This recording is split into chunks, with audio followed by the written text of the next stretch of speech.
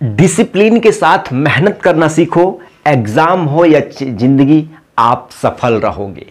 सिर्फ और सिर्फ किसी के कहने पे नहीं, खुद के ऊपर विश्वास रखो, तुम्हारा स्कोर 100% जाएगा इस बार। अभी से तुम्हें 9 से 10, 11 भी अगर जाए तो डेली का 10 से 11 घंटा पढ़ना शुरू कर दो। अगले 3 महीना के लिए स्कोर तुमको कोई भी अच्छा आने से नहीं रोक सकता। 95% क्या, यहां तक कि 100% पॉसिबिलिटी है कि तुम स्कोर अच्छा करोगे। और ये सारे चीज करने के लिए तुम्हें एक ही चीज चाहिए, तुम्हारा क्लियर गोल होना चाहिए कि तुम ये सारे चीजें किसके लिए कर रहे हो। तो तुमने बोर्ड के एग्जाम में बहुत अच्छे स्कोर का मतलब कि 95 का ऊपर लाना चाहते हो। इसका मतलब कि तुम्हारे अंदर एक आग पैदा होगी कि भाई हमको 95 लाना है, और उसके लिए तुम पढ़ना शुरू कर दोगे। ठीक है। सो हेलो एवरीवन, कैसे हो आप सभी। उम्मीद करता हूं कि आप सभी बहुत बढ़िया होंगे, मस्त होंगे, आपका हेल्थ भी अच्छा होगा। और अभी इस पॉइंट ऑफ टाइम यानी अक्टूबर का एंड होने वाला है। आज 26 तारीख है और इसमें से 4-5 दिन है। ठीक है।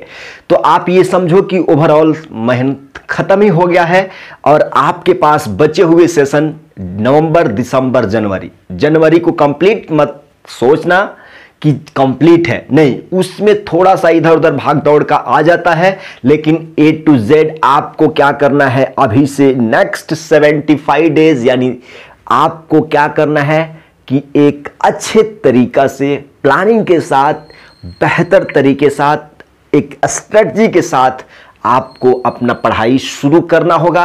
अगर अभी तक कोई बच्चा लग रहा है कि भाई हमको हाफ ईयरली अच्छा नहीं गया, ये सब्जेक्ट खराब है, वो टफ है, ये इजी है, ये सारे कुछ भूल जाओ। इस वीडियो के अंदर वो चीज़ें बताऊंगा कि एक एवरेज बच्चा चाहे टॉपर बच्चा अगर नेक्स्ट 2.5 मंथ्स यानी 75 डेज के लिए फॉलो करता है तो उसको गारंटी देता हूं लिख के कि वो एग्जाम में टॉप करके जाएगा। बशर्ते कि कंडीशन ये है कि तुम्हारे अंदर कुछ ना कुछ एक डिसिप्लिन नाम का जो चीज होता है ना, वो करना होगा। नहीं तो आज 10 घंटा पढ़ लोगे और कल बैठ के सो लोगे दिन भर, तो फिर वही डेली का 5 घंटे।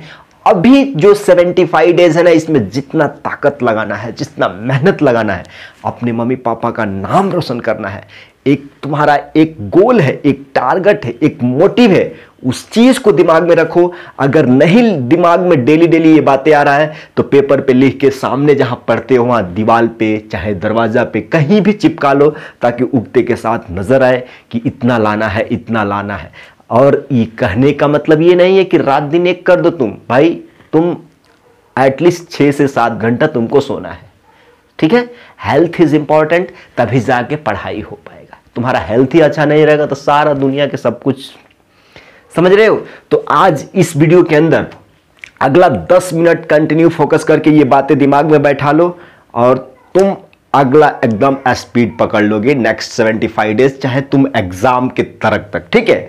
तो सबसे पहले यहां पे लास्ट 3 मंथ बोला जा रहा है, यानी जनवरी को भी कंप्लीट हमने ले लिया है। क्लास 10th के लिए स्कोर 100%। यहां पे देख लो, जब तुम बोर्ड पे अपने सामने लिख के लिखोगे कि 100% लाना है, तो इस हिसाब से तुम्हारा जो सबकॉन्शियस माइंड है उस तरह से काम करना शुरू कर देगा। चलो ठीक है। सबसे पहले कितने बच्चे होंगे कि भाई साहब उनको अभी ओवरव्यू सब्जेक्ट का ही नहीं है, तो सबसे पहले जो टारगेट है तुम्हारा पढ़ने का, जो सिलेबस है, जो मोटिव है, उस चीज को सामने रखो। सब्जेक्ट्स क्या क्या है, न्यूमेरिकल में मैथ्स फिजिक्स, थ्योरेटिकल में बायोलॉजी, एसएसटी केमिस्ट्री, लैंग्वेज में हिंदी इंग्लिश है, ये सारी चीजें हैं।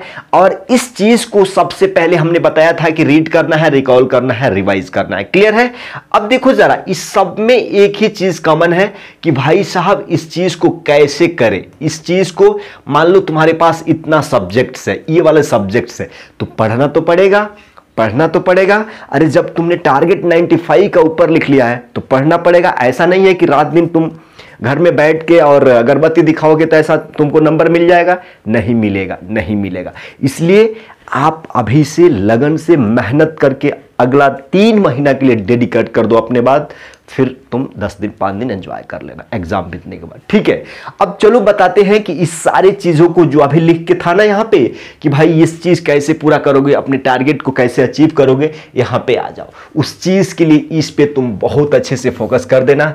सबसे पहला पॉइंट आपको किसी भी चैप्टर का कोई भी बुक हो, अगर उसमें फार्मूला है तो चैप्टर वाइज फार्मूला को रिवाइज कर लो। क्या चीज आपको क्या करना है, चैप्टर वाइज फार्मूला को रिवाइज कर लो। सबसे मोस्ट इंपॉर्टेंट कि जब तुमने ये फार्मूला रिवाइज कर लिया है ना, तब YouTube पे वन शॉट लेक्चर्स को देखना है। अब देखना है कि भाई वन शॉट लेक्चर्स ऐसा नहीं है कि 10 घंटे की एक वन शॉट लेक्चर, नहीं, ऑलमोस्ट वन शॉट लेक्चर एक सब्जेक्ट नहीं, एक चैप्टर के लिए 4 से 5 घंटा एनफ है। अगर उससे ज्यादा है तो फिर उसको तुम सोचो कि भाई 4 घंटे, 5 घंटे, चाहे 3 घंटे, उस चैप्टर के हिसाब से, क्वेश्चन के हिसाब से 4 से 5 घंटा एनफ है, राइट। यहां पे देखो लास्ट 10 साल के चाहे 5 साल के PYQ मोस्ट इंपॉर्टेंट लगाना है। इससे क्या तुमको मालूम पड़ेगा कि भाई पिछले बार चाहे उसके 5 साल पहले, 3 साल पहले किस टाइप के उस चैप्टर से क्वेश्चन आ रहे हैं। पहला क्लियर हो गया।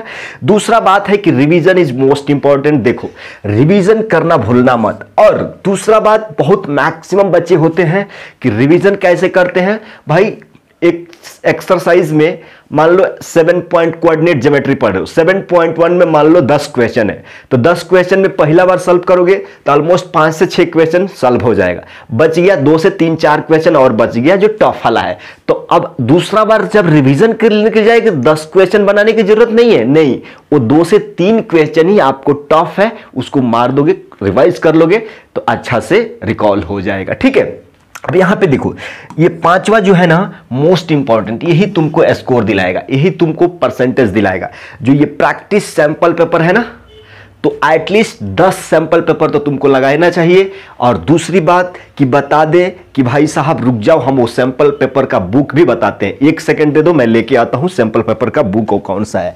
1 सेकंड ठहरिएगा, 1 सेकंड ठहरिएगा। जो सैंपल पेपर का बुक हमारे पास है ना, 1 मिनट समझिएगा, ये वाला देखो, ये वाला देखो, देखो ये कोई किसी ने हमको नहीं बोला है कि ये बुक बता दो, ये हमारे बेस्ड ऑन हमारे इंटरेस्ट, हमारे एक्सपीरियंस से ये बुक सैंपल पेपर के लिए सबसे बेस्ट है। जितना भी बुक्स अवेलेबल है तुमको ये देख लो, ओसवाल का है, सबसे बेस्ट है। इसमें कितना सैंपल पेपर है देखो, 15 सैंपल पेपर है, 15 क्वेश्चन सैंपल पेपर है। इसको एटलीस्ट 10 तो इसमें से लगा ही लो। क्लियर, ये क्लियर हो गया, सैंपल पेपर का क्लियर हो गया।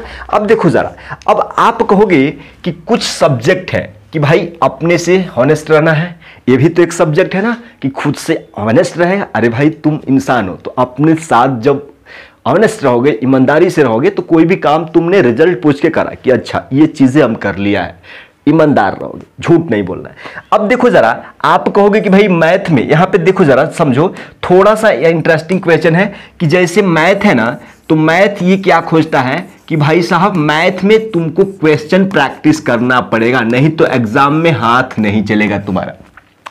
तुम लाख ऐसा क्वेश्चन, ऐसा लाख क्वेश्चन ऐसा देख लो, लेकिन भाई एग्जाम में ऐसा देखना नहीं है ना, तुमको अपने हाथों से आंसर लिखना है, सॉल्व करना है, लाइन बाय लाइन क्वेश्चन बनाना है। तो इसके लिए क्या करना है, क्वेश्चन को प्रैक्टिस करना है। अब देखो राइटिंग प्रैक्टिस यहां लिखा हुआ है। अब मान लो तुमको हिंदी हो गया, चाहे इंग्लिश हो गया, चाहे फिजिक्स हो गया, चाहे केमिस्ट्री हो गया, चाहे बायोलॉजी है, तो इसमें कुछ थ्योरेटिकल पार्ट है। जो थ्योरेटिकल पार्ट है बोले तो तुमको लिखना पड़ेगा, पॉइंट वाइज लिखना पड़ेगा।